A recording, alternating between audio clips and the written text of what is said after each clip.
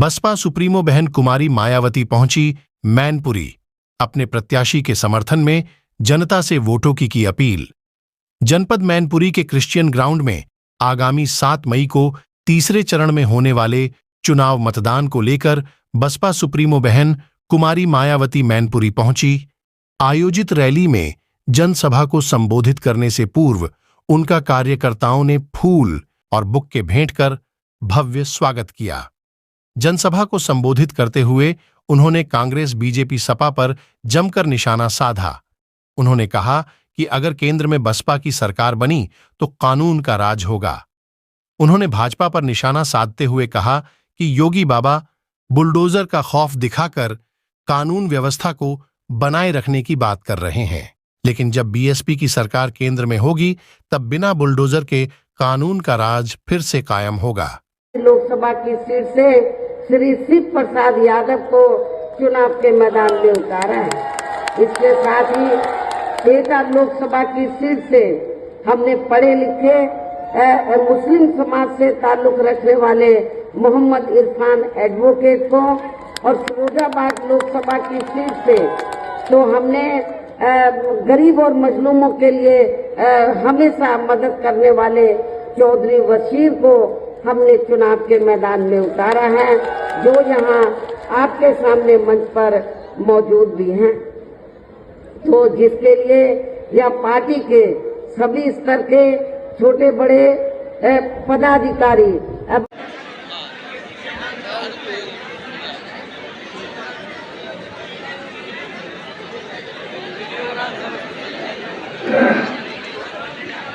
परम पूज्य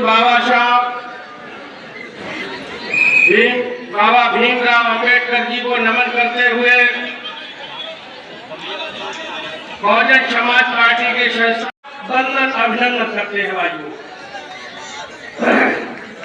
मैं कहना चाहता हूं, आज कोने कोने से चलकर आए हमारे बुजुर्ग, माता, बहनें और नौजवान साथी जो बहुत दूर दराज से आए हुए हैं, उनको श्री चौधरी वसीर साहब, एटा लोकसभा से बहुजन समाज पार्टी के प्रत्याशी श्री मोहम्मद इरफान एडवोकेट साहब, ये आदरणीय बहन जी को तीनों साथी कहना चाहता हूँ, ये मौका मिला है माननीय बहन जी। लगभग 1/4 हिस्साधिकार ये पूरा नहीं।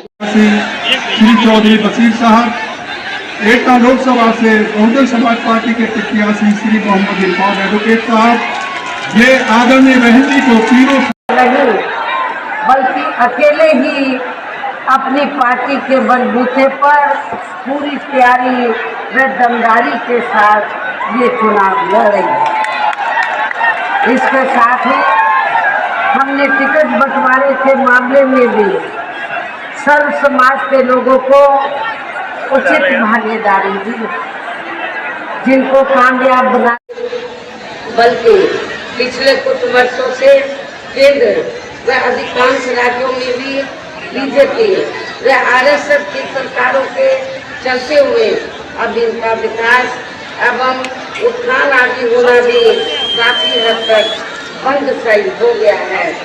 आए दिन इस पर खासकर हिंदुत्व की आड़ में हो रही जनजाति भी यहाँ काफी ज्यादा चरम सीमा पर पहुंच चुकी है। इनके साथ जो बहुत ही सामाजिक हैं, गरीब और मजलूमों की काफी मदद भी करते हैं जरूरत पड़ने पर, तो हमने मैनपुरी लोकसभा की सीट से श्री शिव प्रसाद यादव को चुनाव के मैदान में उतारा है।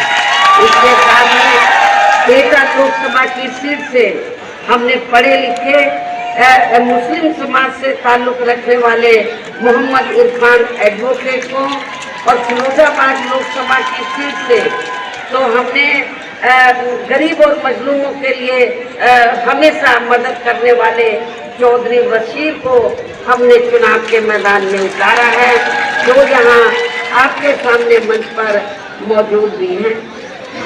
तो जिसके लिए यह पार्टी के सभी स्तर से छोटे बड़े पदाधिकारी यही कहना है कि आप लोगों को वोट पड़ने वाले दिन यहाँ बीएसपी के अपने इन सभी लोकसभा उम्मीदवारों को अपनी पार्टी का जो हाथी चुनाव चिन्ह है, हाथी चुनाव चिन्ह के सामने वाले बटन को दबाकर आप लोगों को इन तीनों प्रत्याशियों को जरूर कामयाब बनाना है।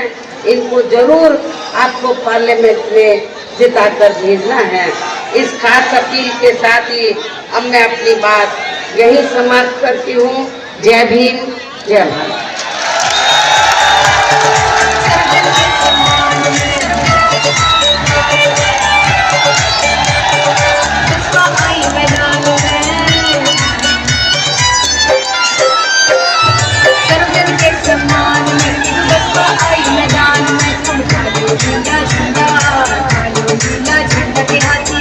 फसल का भी उचित दाम दिया, ये भी आप लोगों को मालूम है। इतना ही नहीं बल्कि केंद्र में पूर्व की रही कांग्रेसी सरकार की तरह ही वर्तमान भाजपा सरकार ने भी इनकी जातिवादी, हीन, सांप्रदायिक एवं पूंजीवादी सोच रणनीतियों के चलते ही